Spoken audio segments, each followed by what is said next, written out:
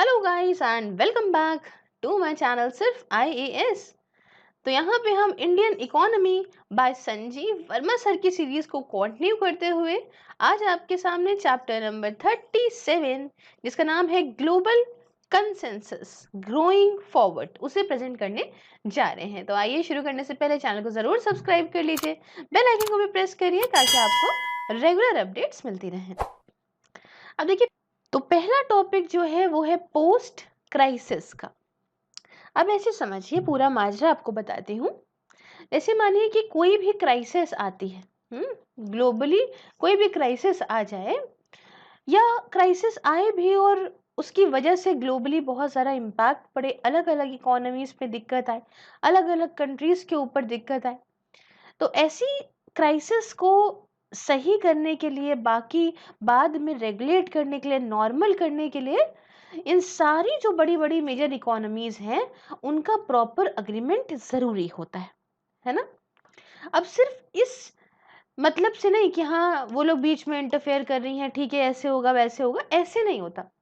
बल्कि भाई किस तरह से हम इस क्राइसिस को मैनेज करें, किस तरीके से अब हम फ्यूचर प्लान करेंगे, किस तरीके से आगे जाएंगे।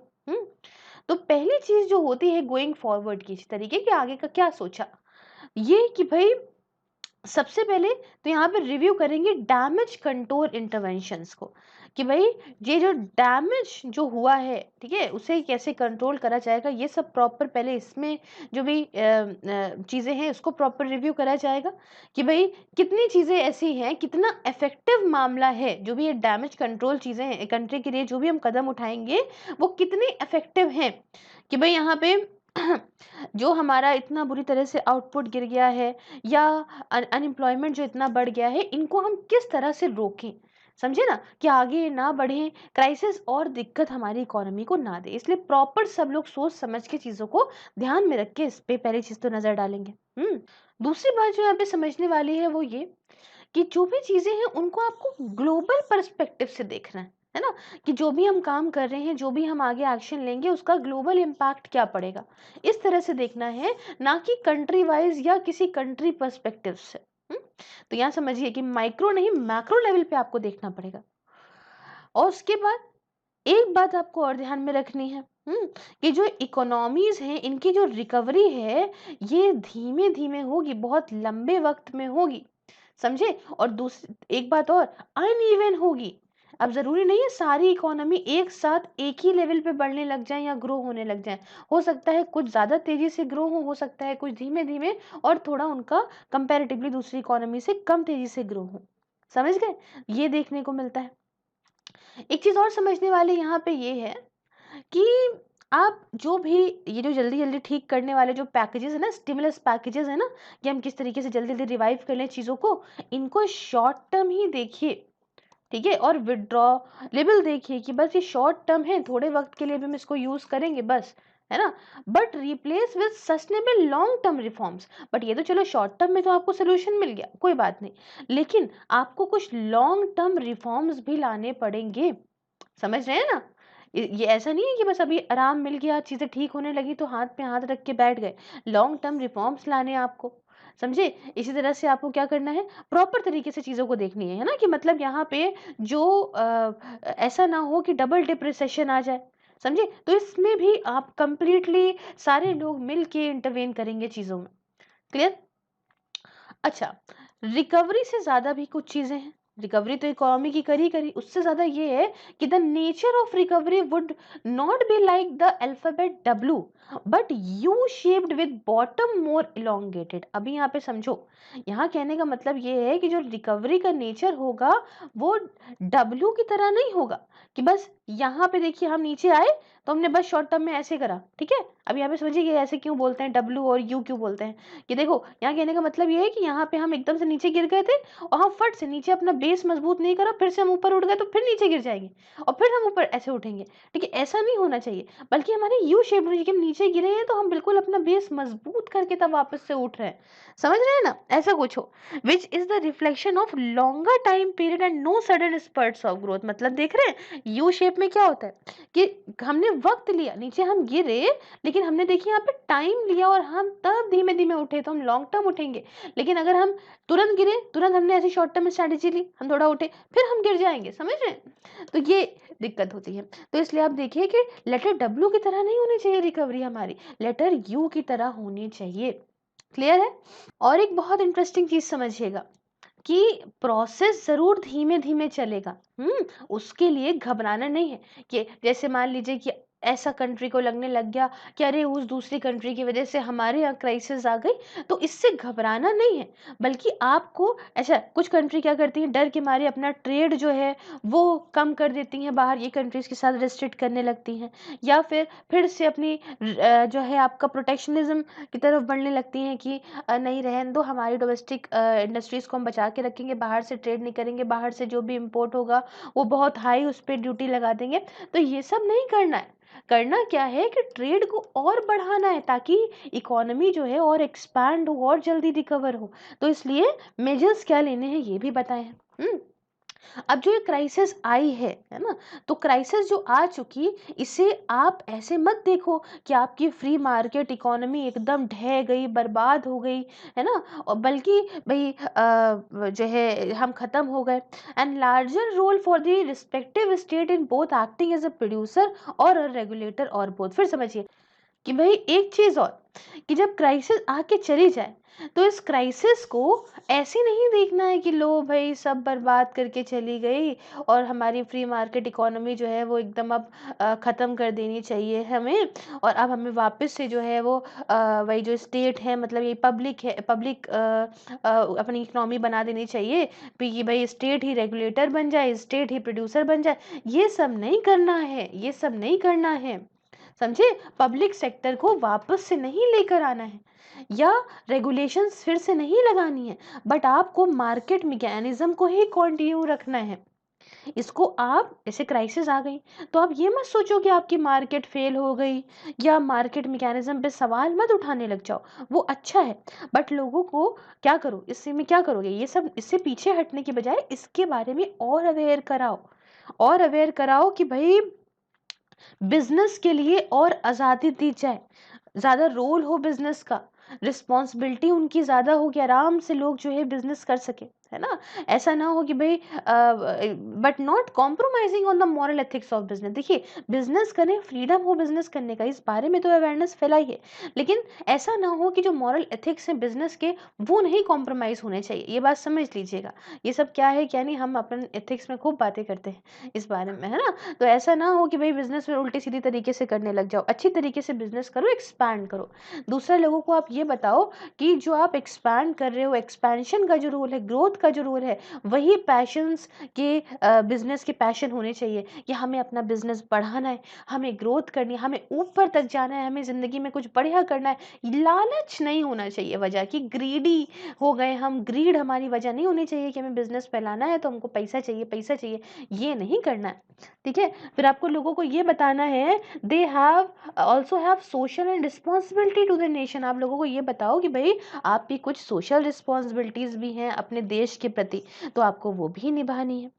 चौथे नंबर पे कि the interest of the people can and should never be compromise, कि लोगों का इंटरेस्ट कभी भी कॉम्प्रोमाइज नहीं करना है और ना किया जाना चाहिए। तो आपको ये बताना है, ये सारी चीज़ें करनी है, एक्सपैंड करनी चीज़ों को, ना कि क्राइसिस आई तो कहने लगे नहीं नहीं फिर से वापस से स्टेट का इंटरवेंशन कर दो, सब कुछ पब्लिक सेक्टर में बदल दो, ये तो बड़ा बुरी बात है, ये वो ऐसा नहीं करना है। जो कर रहे थे उसे और एक्सपैंड करिए, कोई बात नहीं, कभी कभी हो जाता है, फिर से आगे बढ़ेंगे, फिर से ऊपर जाएंगे। अब देखिए सरकारी लेवल पे क्या होना है, गवर्नमेंट के लेवल पे भी यहाँ पे क्या है, there will have to be a greater inter government monetary cooperation. सारी सरकारों के बीच में एक अच्छा प्रॉपर मॉनिटरी कोऑपरेशन होना चाहिए, सब आपस में मिलजुल के काम करें। और and also eight apex central bank level, मतलब सारे देश के जो सेंट्रल बैंक्स हैं इनके बीच में भी अच्छा कोऑपरेशन होना चाहिए कि सब मिलजुल के काम करें, ठीक है? और समझिए, और ब्रॉडर लेवल पे क्या है, यहाँ पे ये भी ज़रूरत है कि एक अच्छा, एक बढ़िया ग्लोबल सुपरविजन हो and not regulations over the global financial system. देखो एक सुपरवाइज करने का मतलब तो है कि पूरी जितना भी काम हो रहा है ग्लोबली उसको कोई एक बॉडी देख रही है, ठीक है, सुपरवाइज करिए, देख रही है कि सबका काम बढ़िया चल रहा है कि नहीं चल रहा है, कोई दिक्कत तो नहीं आ रही है। और एक हो जाते हैं रेगुलेटर। रेगुलेटर का मतलब क्या होता है कि कहीं पे इंटरफेयर कर रहे हैं, रेगुलेट कर रहे हैं अपने हिसाब से चीज़ें। तो यहाँ कहने का मतलब ये है कि रेगुलेटर ना हो, बट सुपरविजन के लिए एक प्रॉपर बॉडी हो जो ग्लोबली सुपरवाइज करे चीज़ों को, समझे। और फाइनली ज़रूरत है कि अच्छी एक लीडरशिप बढ़िया हो, एक कलेक्टिव लीडरशिप हो, जिससे बढ़िया गवर्नेंस प्रोवाइड करी जाए, है ना। और जो है अच्छी लीडरशिप और गवर्नेंस दोनों एक टाइम में एक साथ प्रोवाइड करी जाए, तो अच्छी लीडरशिप रहेगी, बढ़िया गवर्नेंस रहेगी, तो सब चीज़ें आगे और अच्छे से बढ़ेंगी। तो भाई यहाँ पे जो ये गोइंग फॉरवर्ड है ना, ये रास्ता अच्छा खासा रोल है सरकारों के लिए, यूनाइटेड स्टेट्स के लिए जैसे था, यूरोपियन यूनियन में था, जापान, इंडिया, चाइना, ये सब वापस अपनी जो ग्लोबल इकोनॉमीज हैं इनको वापस इन्होंने पाया, है ना। और इन्होंने देखा as a fundamental and primary objective के तौर पे। तो इसलिए जो इकोनॉमिक्स डोमिनेटिंग पॉलिटिक्स है वो ज़्यादा सही है ना। ना कि भाई जो आपका पॉलिटिकल डिफरेंसेस हैं आपको ऐसा नहीं रखना, that is economics dominating politics and setting aside political differences. आपने जो आप आपस में आपके जो पॉलिटिकल डिफरेंसेस हैं उनको आप किनारे रखिए, आप मेन पैसे का टर्म में देखिए, अच्छे रिश्ते बना के चलिए, ट्रेड बढ़ाइए, ठीक है। लेकिन इन सब में सबसे इंपॉर्टेंट बात आपको क्या समझाई मैंने, कि अपने आप को वापस से देश को पब्लिक सेक्टर की तरफ नहीं बढ़ना चाहिए, है ना। कि भाई फिर से हम प्रोटेक्शनिज्म करने लग जाएं, फिर से हम वापस से जो है वो बाकी कंट्री से ट्रेड करना बंद कर जाएं, ऐसा नहीं करना चाहिए। अगर मल्टीलेटरल ट्रेड जो है होगा, ठीक है, तो यहाँ समझिए कि multilateral trade could have never been in economic history as relevant as it is today for revival of the economies. पहले कभी इतिहास में मल्टीलेटरल ट्रेड इतना इम्पोर्टेंट नहीं रहा था इकोनॉमिक हिस्ट्री में कि वो इतना ज़रूरी होगा इकोनॉमिक्स को, अपनी इकोनॉमीज को वापस से सही करने में, वापस से रिवाइव करने में। लेकिन आज बहुत इम्पोर्टेंट है, इसलिए ट्रेड करते रहिए और यही आपको आगे तक लेके जाएगा। चाहे डूब गए हो आप तब भी आपको यही उठा सकता है। तो ये कुछ कहानी है पोस्ट क्राइसिस। क्राइसिस के बाद क्या करना चाहिए। अब बात आती है कुछ स्ट्रक्चरल इश्यूज की, देख लेते हैं क्या है क्या नहीं। जैसे going forward for greater strength to the global financial system would require addressing the structural issues such as, देखिए अब कुछ स्ट्रक्चरल इश्यूज को भी यहाँ पे देखना पड़ेगा, सॉल्व करना पड़ेगा। जैसे पहला क्या है, पहला है the bankers committee for banking supervision, जो BCBS है, ठीक है, bankers committee for banking supervision. ये as a part of Basel international settlement will have to implement Basel 3 accord, है ना। ये जो है आपका bankers committee for banking supervision जो है as a part of Basel international settlement, इसको क्या करना चाहिए, इसको बेसिल 3 जो अकॉर्ड है, ठीक है, बैंकों के लिए जो होता है भाई, इसे इम्प्लीमेंट करना चाहिए। इसे एम करना चाहिए कि भाई ये एम करेगा at a better risk assessment capabilities of global banks, कि भाई ये जो है उसमें भाई प्रॉपर तरीके से एक अच्छी रिस्क असेसमेंट कैपेबिलिटी हो पूरे वर्ल्ड के बैंक की। उसके साथ रिस्क एपेटाइट को आप बताइए क्या है क्या नहीं है। साथ में खुद का अपना खुद का फंड होना चाहिए, प्रॉपर उनके सफिशिएंट इतने फंड हो कि ऐसा ना हो कि ज़रा सा पैसा डूबा और बैंक बर्बाद हो गया, ऐसा नहीं। खुद अच्छा एक फंड होना चाहिए, सफिशिएंट फंड्स होने चाहिए, ठीक है।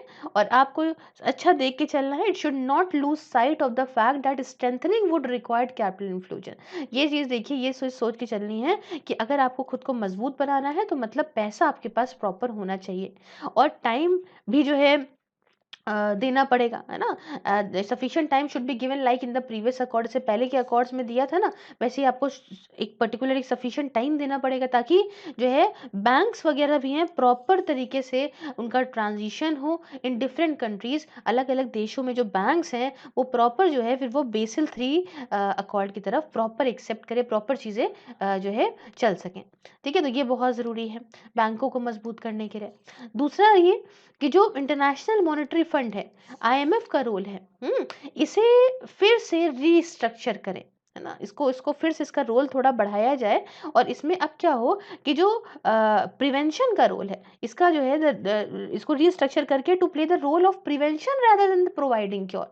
अब समझो यहाँ पे इनको यह भी क्या सीन आता है कि IMF के साथ में कि चलो अगर कोई बर्बाद हो गए तो उसमें भैया उसको कैसे बाहर निकालना है, मतलब यहाँ पे क्योर का, कि भाई बीमारी हो गई तो इलाज करने पहुंचे, है ना? तो ऐसा वाला भी इनका रोल है। इनका रोल प्रिवेंशन का करना चाहिए कि बीमारी ही ना हो, समझे ना? कि इसलिए मसला क्या है कि इंसान क्राइसिस में मतलब जो कंट्री है, बैंक है, वो क्राइसिस में पहुँचे ही ना, ऐसा रोल होना चाहिए, प्रिवेंशन का रोल होना चाहिए, ना कि क्राइसिस में पहुँच गई तो उससे बाहर निकाल रहे हैं पैसा वगैरह दे के। क्योर का रोल नहीं होना चाहिए, बल्कि प्रिवेंशन का रोल होना चाहिए, समझे? इसके बाद ये भी कहा कि भाई आईएमएफ का जो रोल है उसे और ज़्यादा बढ़ाया जाए। अब ये ग्लोबली सुपरवाइज़ करे चीज़ों को, है ना? और प्रॉपर तरीके से एक एक पता है एक ओवरसाइट मैकेनिज़्म दें इन ग्लोबल फाइनेंशियल सिस्टम को कि भाई कैसे क्या चलाओ तो बढ़िया चलेगा मामला, है ना? तो भई यहाँ पे मतलब अपनी चीज़ें दें, सुपरवाइज़ करें। उसके बाद समझिए, ये जो एफएसबी है, फाइनेंशियल स्टेबिलिटी बोर्ड, ये भी प्रपोज्ड है। इसमें भाई प्रॉपर क्लैरिटी होनी चाहिए कि इसका रोल वगैरह क्या होगा। उसके साथ जो मॉनेटरी अथॉरिटीज़ हैं अलग अलग देशों के अंदर, उनको भी आप इंडिपेंडेंस दीजिए ताकि प्रॉपर तरीके से वो भी अपनी इंडिपेंडेंट होके मॉनेटरी पॉलिसीज़ बनाए। फिर आप क्या कर सकते हो, तीसरा इशू क्या है इसे एड्रेस करना है। उसके बाद तीसरे नंबर पे क्या हो कि यहाँ पे एक कोड ऑफ एथिक्स हो जिसे ग्लोबली फॉलो करा जाए अच्छे तरीके से, समझे?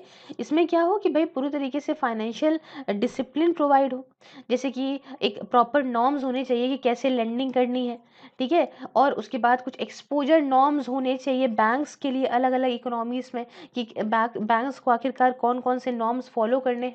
तो सारी चीज़ें अच्छे तरीके से यहाँ पे फॉलो हों, एक ग्लोबल कोड ऑफ एथिक्स होना चाहिए इस चीज़ के लिए। तो ये भी है।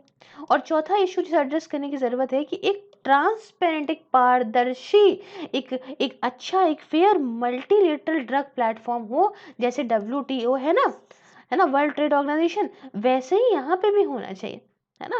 तो अब ये देखो ये होने से क्या होगा ना कि सारी इकोनॉमी के इंटरेस्ट, जो भी इकोनॉमी को ज़रूरत है उसे डील करा जाएगा, ठीक है? उन एक जगह पे होगा ताकि भाई कोई दिक्कत ना हो आगे।